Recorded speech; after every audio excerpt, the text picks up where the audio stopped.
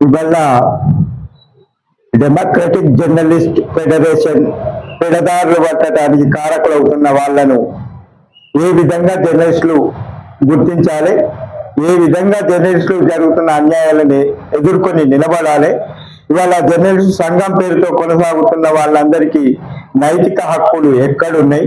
మరి నైతిక హక్కులు ఉంటే మరి ప్రజాస్వామ్యబద్ధంగా 10 మందిలో 10 మంది జర్నలిస్టుల ముందట మరి ఈయనని ఇట్లా నియమిస్తున్నాం, ఈయనను రాష్ట్ర కమిటీలో పెడుతున్నాం, ఈయనని గౌరవ అధ్యక్షుడిగా పెడుతున్నాం, ఈయనను వర్కింగ్ ప్రెసిడెంట్ గా పెడుతున్నాం అని చెప్పి ప్రజాస్వామ్యంగా ప్రకటించాలి. అది డెమోక్రటిక్ జర్నలిస్టుల ఫెడరేషన్ యొక్క లక్ష్యం. కానీ ఇవాళ ఏం జరుగుతుంది?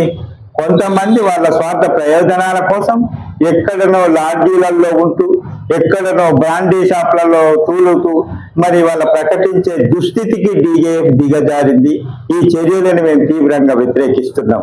ఇవాళ 2-3 నెలల క్రితం ఇదే పెద్దపల్లి జిల్లాలో స్టేట్ కమిటీ ఎన్నిక స్టేజ్ మీద ప్రకటించిన నువ్వే మళ్ళీ కమిటీని మేము రద్దు చేసినామంటే అది ఏంటి తమాషనా? అది ఏమన్నా ఏదో పిప్పర్మెంట్ కొనిచ్చినట్టు చిన్నపిల్లలు ఏడితే పిప్పర్మెంట్ కొనిచ్చినాం తగ్గొస్తుంది కాబట్టి పడేయమన్నాం అని చెప్పినంత ఈజీగా మాట్లాడుతున్నాం.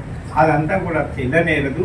కాబట్టి బీజేపీ లక్ష్యం కోసం అయితే ఏర్పడబడలేదో దానికి ఎవరెవరి కృషి అయితే ఉందో వాళ్ళందరినీ కూడా సమిష్టిగా ఐక్యం చేస్తూ ఈ డీజేపీని ముందుకు తీసుకెళ్లడం కోసం మరి మిగతా మన రాష్ట్రంలో ఉన్న జర్నలిస్టులు అందరి సహకారం తీసుకుంటూ ఇదే పెద్దపల్లి జిల్లా, మంచిర్యాల జిల్లా డీజేఎఫ్ సభ్యులు అందరూ పాత కమిటీని యథాబుద్ధిగా కొనసాగుతాయని మొన్న ఏదైతే అడ్డదారిలో నియమించినటువంటి కమిటీ చెల్లనేరదని చెప్పి ప్రకటిస్తున్నాం.